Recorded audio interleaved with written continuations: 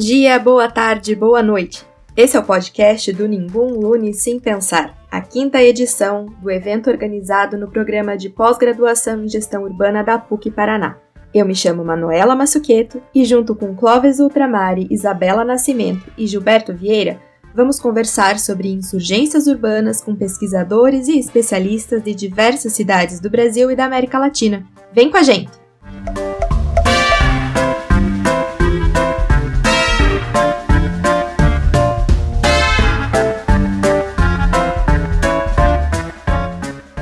Nesse primeiro episódio da série, a Isabela, uma das organizadoras também do evento, vai ser a nossa convidada. Ela ajuda-nos a entender melhor o que queremos dizer com insurgências urbanas, o tema desse nosso encontro deste ano. Então, antes de trazer os demais convidados, nós trazemos alguém da própria casa para nos ajudar a entender o que nós queremos discutir. E por que a gente convida a Isabela exatamente para essa função? O tema central da pesquisa dela, de doutorado, é justamente sobre insurgências urbanas.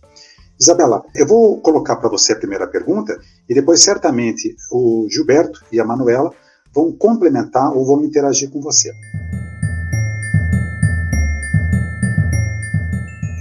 A primeira pergunta que eu tenho é o que você entende por insurgência? E se é possível pensar diferentes formas de entender as chamadas insurgências urbanas?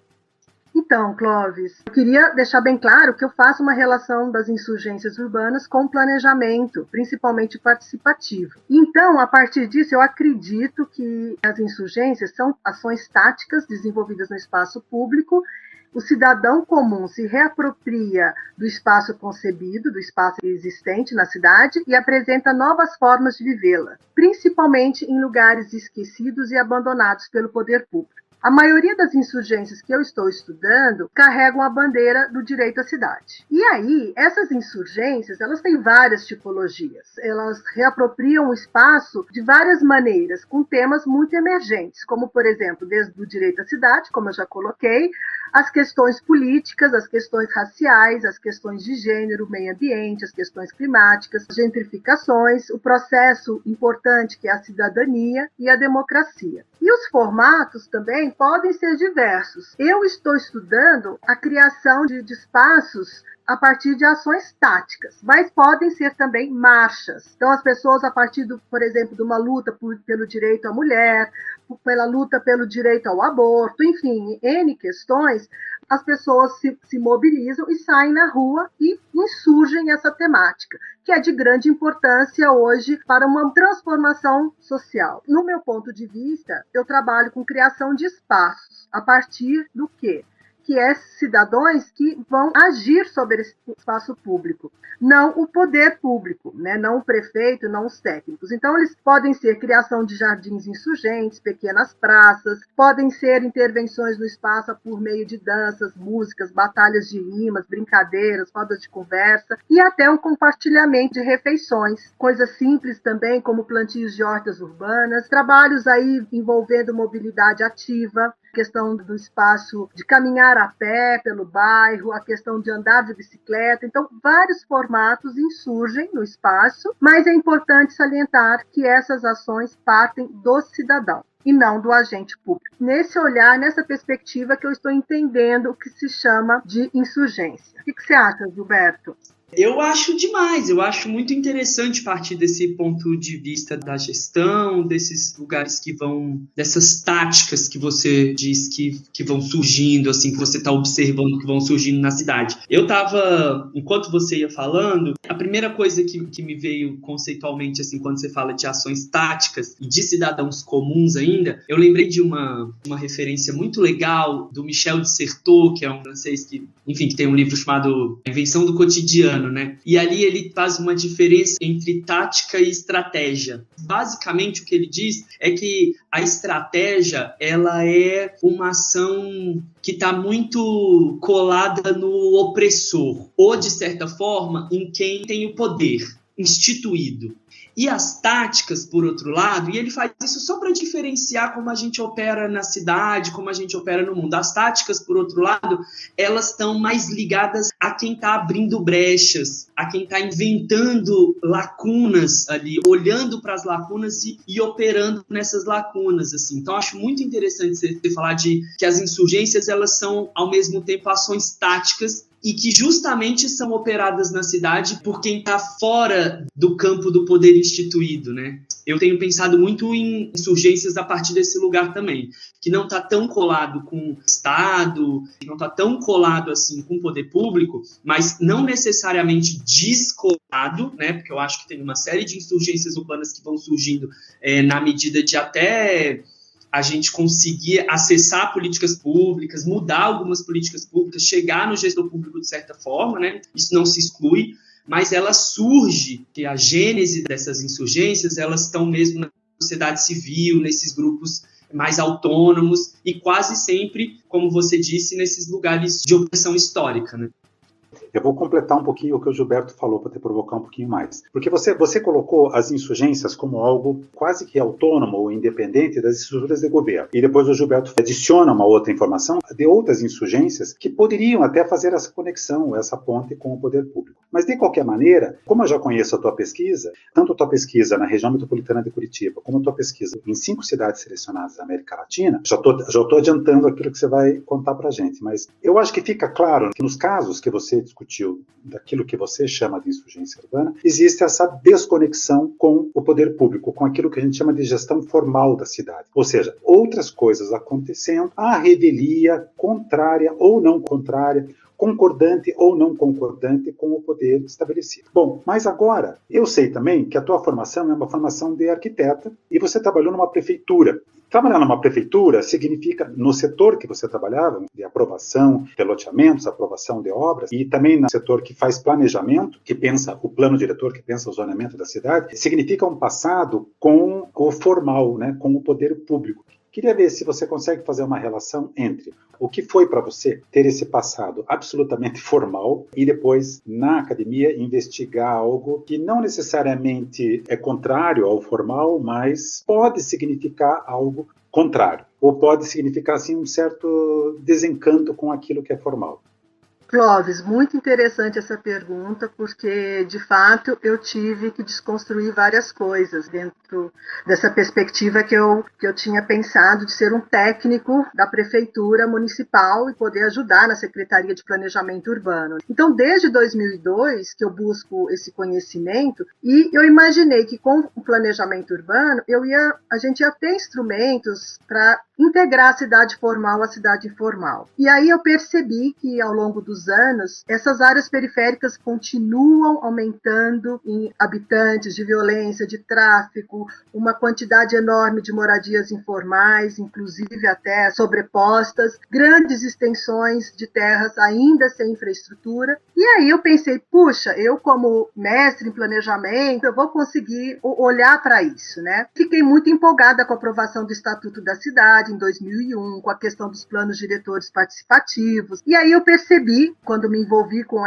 esses processos, que a maioria dos planos, na hora que chega para virar lei, acabam que beneficiam ainda a elite local, né? As pessoas que têm as terras, os proprietários, o mercado imobiliário, e a participação da população não era efetiva. Com essa investigação sobre esse novo mundo das insurgências, eu percebi que a população, a gente pode usar algumas metodologias que estão sendo adotadas desse universo das insurgências para incluir o cidadão de uma outra forma. Então, ele pode ser mais ativo, ele pode construir junto um planejamento a partir dessas ferramentas e métodos adotados por esses coletivos, onde eles efetivam uma participação muito horizontalizada. Então, não existe o arquiteto técnico que vai saber de tudo, é ele que entende do uso e ocupação do solo, ele que vai definir o zoneamento, ele que vai mostrar qual é o bairro que tem zona de interesse social. Então, a partir dessas ferramentas, eu estou percebendo que a população ela começa a se politizar,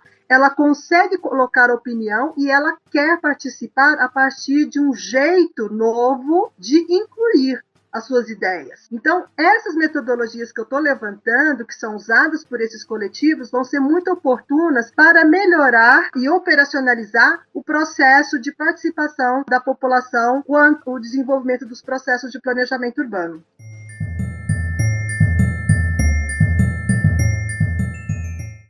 Isabela, você citou a palavra coletivo, né? E você citava a palavra insurgência urbana. Então, talvez para quem esteja chegando agora na nossa discussão, se você puder dizer quase como um verbete o que seriam essas insurgências, sei que é uma pergunta difícil, mas o que seriam as insurgências, o que seriam os coletivos, e se tem algum outro conceito que você utiliza nessas suas pesquisas, né? Que mundo que é esse que você utiliza, que palavras são essas que você utiliza para pensar a tua pesquisa? Então, os coletivos são grupos de atores heterogêneos, podem ser jornalistas, filósofos, arquitetos, artistas, enfim, pessoas de diversas profissões e pessoas que também não são profissionais, que se juntam com um interesse comum, de transformar a cidade, transformar a vida por um futuro melhor. E o que eles fazem, que é complementando até na linguagem do Gilberto? A partir dessas fissuras existentes permeando a cidade, eles então vão propor ações táticas que visibilizam essas inquietudes, esses questionamentos de uma forma inovadora para que isso então seja visto pelo poder público e, quem sabe, conseguir um consenso, um diálogo para que isso então seja de fato ampliado e melhorado na cidade. Isso então tem coletivos, que são os grupos que organizam essas ações táticas no espaço urbano. Isa, diante de tudo isso que você está apresentando para a gente, você pode dar algum exemplo de insurgência urbana que você está estudando e falar um pouquinho de cada uma delas? Posso sim, Manu. Como o Clóvis falou, eu comecei a entender essas insurgências a partir dos novos movimentos sociais, principalmente aqueles globais que ocorreram em 2011 e aí depois no Brasil em 2013, né, onde várias pessoas em várias cidades ocuparam as ruas para reivindicar várias questões, principalmente as desigualdades sociais que estão assim se intensificando em função do processo da globalização, né, onde uma pequena elite possui várias regalias e a maioria das pessoas estão aí batalhando por um espaço, por uma vida melhor. Aproveitando essa possibilidade, eu fui discutir aqui onde existe isso em 5 cidades da América Latina, 5 metrópoles, que foi Buenos Aires, Bogotá, Cidade do México, Santiago do Chile e São Paulo. Eu fui entender por que em cada uma é diferente. Elas são similares, mas em função da maturidade política e a maturidade da sociedade, elas acabam tornando-se mais diferenciadas. E também em função das suas constituições, porque tem constituições que dão uma abertura muito grande à participação popular e outras constituições ainda não dão essa abertura à participação cidadã. Então, vamos lá. Eu vou falar primeiro de Buenos Aires, que eu fiquei bastante impressionada. E aí, isso acontece num contexto, em Buenos Aires, no caso, inicia-se num contexto de crise econômica e política em 2001, virada do século. E lá já teve vários movimentos interessantes, várias insurgências. O movimento dos piqueteiros, que eram os desempregados, o movimento das assembleias de bairro, onde as pessoas ajudavam umas outras com roupas, bazares, ajudas de trabalhos temporários, para as pessoas não ficarem, então, à mercê na pobreza extrema. Teve também um movimento muito interessante dos operários que se uniram para salvar as fábricas onde eles trabalhavam, e aí eles batalharam para que não perdessem seus empregos, e então conduziram o processo dessas indústrias. O que acontece agora com todas as crises econômicas também, como no Brasil, a Argentina está passando, e aí atualmente existem novos tipos de insurgência, novas criações, e elas vão tomando uma amplitude, elas são chamadas de multitudinárias, grandes multidões, porque esses coletivos se juntam a vários outros coletivos com os mesmos interesses, através das redes sociais, e essa junção ou somatória de atores heterogêneos. Um coletivo, por exemplo, que me chamou bastante atenção é o Fim de um Mundo, porque eles acreditam, eles até deram esse nome para a gente ficar com uma esperança por um mundo melhor e mais justo. Um mundo, de fato, onde vai ocorrer transformações se nós tivermos um papel ativo, um papel político e cidadão ativo. Então, o que eles fazem, Manu? Eles se organizam espetáculos cenográficos impactantes. Então, eles convidam Então, várias pessoas, tanto idosos, jovens, mulheres, vão para o meio da rua fazer esses grandes espetáculos de uma forma muito pacífica e encantadora. É uma dança sincronizada nesse espaço público. As mais variadas pessoas que nunca se viram se organizam e comungam do mesmo objetivo. Vale ressaltar também, na Argentina e principalmente em Buenos Aires, enquanto metrópoles, as lutas feministas que aparecem lá, de grande impacto. E veja que eles conseguiram legalizar o aborto, que desde 2006 as mulheres estão mobilizando e conseguiram promulgar essa lei o ano passado. Bogotá eu não vou falar aqui, porque assim eu convidei o Diego, que é o representante do movimento 101 Dia. Ele mesmo vai contar a história do grupo e das intervenções. Em Santiago do Chile já tem um projeto mais estabilizado, que eu trouxe como exemplo, que é da Fundação Cidades Emergentes. É um laboratório de táticas, de ferramentas de urbanismo cidadão. Ele é fundado em 2011. A metodologia usada é um empreendedorismo ágil ao planejamento urbano.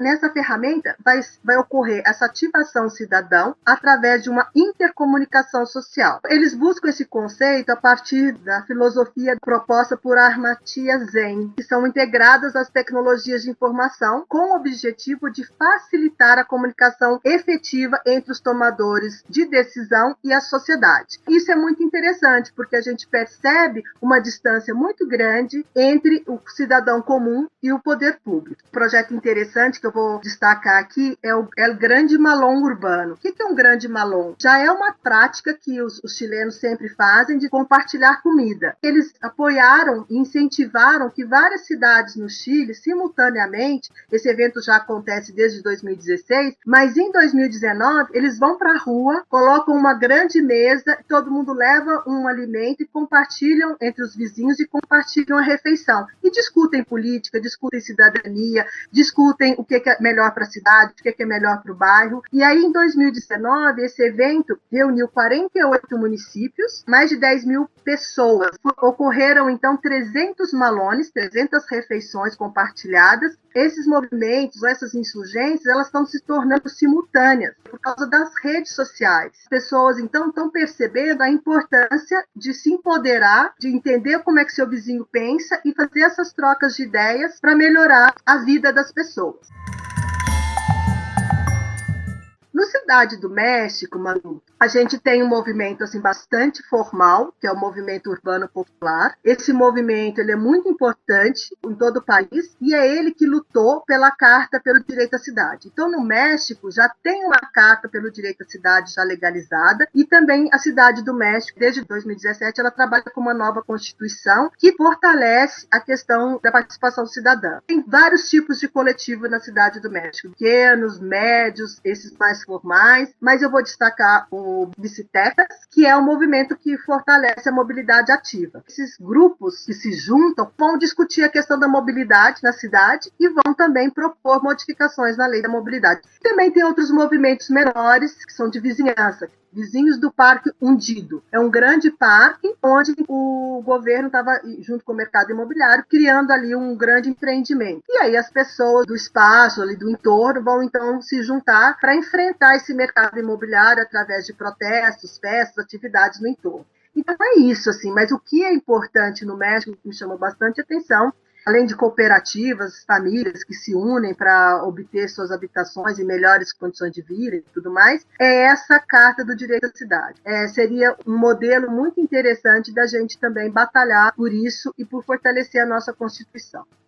Em São Paulo, só para mais um exemplo bastante interessante, eu destaco o Sampapé. Também é uma organização não governamental fundada em 2012, que começou com um grupo de arquitetos, pessoas assim, interessadas, sociólogos, assistentes sociais, a caminhar pelo bairro do Bexiga. Depois eles foram avançando para outros bairros, começou uma possibilidade de entender por que não dava certo o diálogo entre as pessoas comuns e o poder público. Esse grupo começou a trabalhar com o Walkability e o Advogas.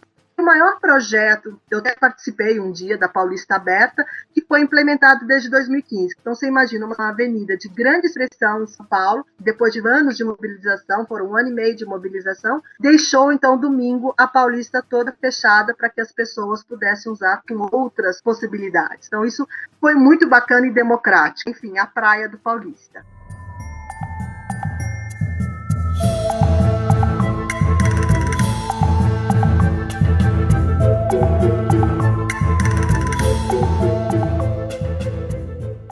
Eu queria te perguntar o seguinte agora. A gente já discutiu isso um pouco, que é o seguinte. A gente fala muito das cidades formais. Quando a gente pensa a cidade, você olha para a prefeitura, você olha para o Estado, você faz demandas para o Estado. Você traz uma questão, a temática hoje, a temática do evento, e você traz exemplos concretos, que são outras iniciativas, são iniciativas à parte, quando você conceituou no início da nossa conversa. Mas tem uma coisa que a gente sempre discutia, eu te provocava, que é o seguinte, qual que é o tamanho dessas insurgências? Mas eu já te adianto numa resposta, que é o seguinte, se elas forem pequenas, não me assusta. Eu acho que elas têm o valor por si próprio. Mas eu queria ouvir de você. Primeiro, qual que é o tamanho que isso tem se constituído nas cidades hoje, sobretudo nas grandes cidades, ou se nas cidades de porte médio e pequeno porte isso também acontece, e se você vê num futuro a possibilidade dessas questões, que eventualmente sejam pequenas e pontuais, mas você consegue identificar um futuro onde elas consigam transformar a cidade como um todo, ou quase como um todo. Eu sei que é difícil a pergunta, mas, enfim, como é uma conversa, você não precisa dizer sim ou não.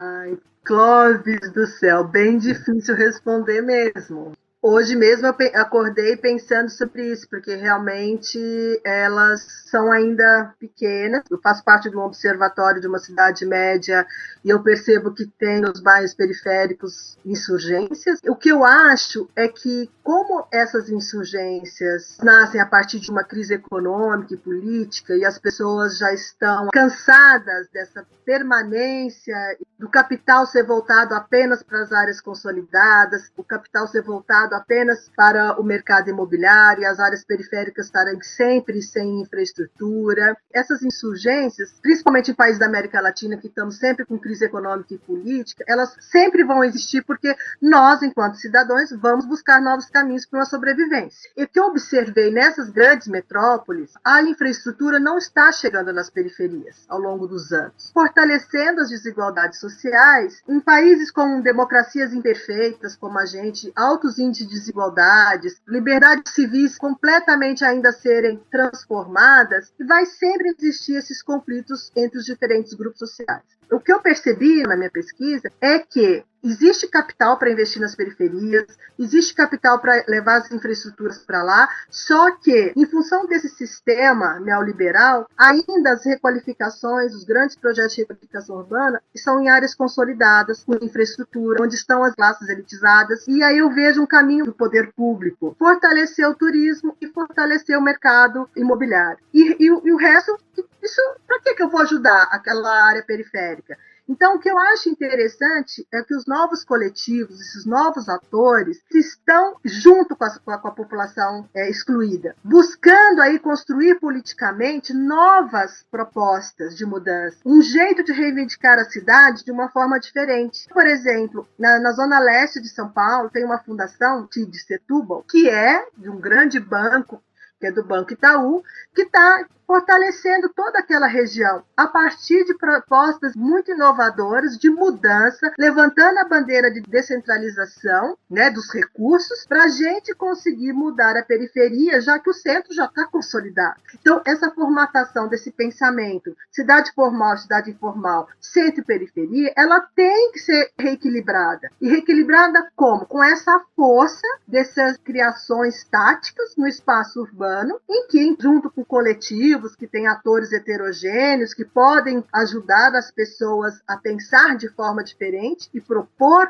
novos formatos para a cidade, e aí eu consigo entender que o poder público vai ser capaz de dialogar com essas pessoas e direcionar esses recursos para essas áreas que até hoje não têm infraestrutura. Vou trazer aqui para vocês um convidado do coletivo Alicerce, que trabalha numa área periférica aqui de Curitiba. Lá nessa área periférica não tem nada. Por que não não tem nada. E eles não vão sair da comunidade para assistir o cinema lá no passeio público. Eles querem o cinema lá na praça a céu aberto. Eles não querem mudar da comunidade para o centro, para perto do passeio público. Que eu percebo que essas pessoas estão tomando forças para mudar essa realidade das cidades, que eu estou bem animada e positiva na finalização aqui dos meus trabalhos. Que bom ouvir que você está animada, Isabela, em tempos tão desanimadores, né? Mas eu confio nisso também. Eu sou apesar de tudo, assim, eu sou um otimista. Eu acho que tem muitas questões aí, né, Bela? Eu acho que, inclusive, tem uma mudança, e aí colando um pouco na pergunta do Sr. Clóvis, tem uma mudança que eu acho que ela é gradual, como toda mudança é, e ela é possível, né? A gente não costumava escutar sobre a nova centralidade das periferias, por exemplo. Então, eu falando aqui, né, de uma periferia carioca, Rio de Janeiro, gigantesca,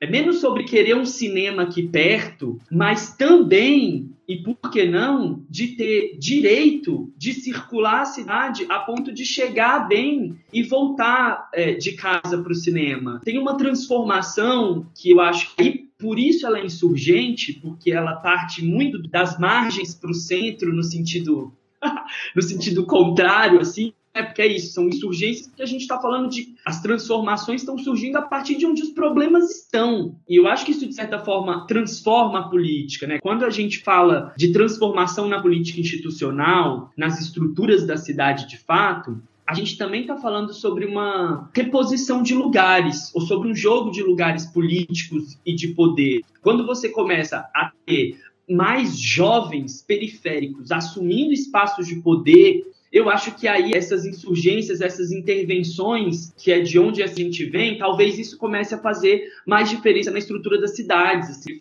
Fiz parte de um movimento em São Paulo que chamava Baixo Centro. E era uma insurgência dessa, como essas que a Isabela trouxe aqui como exemplo e que eu acho que a gente vai escutar durante esse programa. A gente, durante 10 dias, ocupou o centro de São Paulo. O mote era de que as ruas eram para dançar, que a gente podia dançar nas ruas, que a gente precisava retomar as ruas. Isso foi em 2009, 2010, mais ou menos. Onde a cidade estava começando a ferver aquele caldo que viria ali nos anos depois. E um dos resultados que esse movimento gerou, e eu não estou falando que foi uma insurgência, um movimento, um festival que durou 10 dias, foi um movimento que começou a acontecer na cidade e que gerou o fechamento do Minhocão, em alguma medida, em São Paulo. Então, se isso não é uma big transformação, o que é, sabe? E assim, esse é só um exemplo. Eu estava aqui lembrando, enquanto a Isabela ia falando, de um artigo muito legal, assim, para quem está ouvindo a gente, da Adriana Fontes, aqui do Rio de Janeiro, da UFRJ, que chama Intervenções Temporárias, Marcas Permanentes na Cidade Contemporânea. E ela traz uma série de características dessas intervenções temporárias, rápidas, que chegam, começam, acabam, mas que deixam marcas permanentes. E a gente só vai conseguir entender a permanência dessas marcas e os resultados que elas vão trazer quando a gente seguir olhando para essas iniciativas, não deixar de olhar para a importância que essas iniciativas, essas insurgências têm, para a gente ir construindo mesmo um arcabouço teórico, conceitual, político e prático sobre essas ações nas cidades, porque elas estão acontecendo há muito tempo. E a gente precisa estar de olho, muito, muito de olho nelas, né? Eu acho que o exercício que a gente está fazendo aqui nesse programa e o trabalho da Isabela, que eles vão nesse caminho de olhar para isso com cuidado e de ir construindo mesmo um arcabouço para a gente discutir melhor a cidade a partir dessas insurgências. Uau, Isa! Nossa, Gil, tá muito interessante essa conversa, eu tô adorando ouvir e aprender com a pesquisa que vocês vêm desenvolvendo, mas a gente vai ter que encerrar hoje o nosso primeiro episódio do podcast do Ningun Lune Sem Pensar. Na semana que vem a gente volta com um convidado super especial que vai continuar com esse debate, vai complementar todas as ideias que foram trazidas aqui hoje por vocês. A gente tem muito ainda para discutir. Sim, tem muito papo. Vamos esperar até a semana que vem. Muito obrigado, Isabela. Imagina. Até. Até.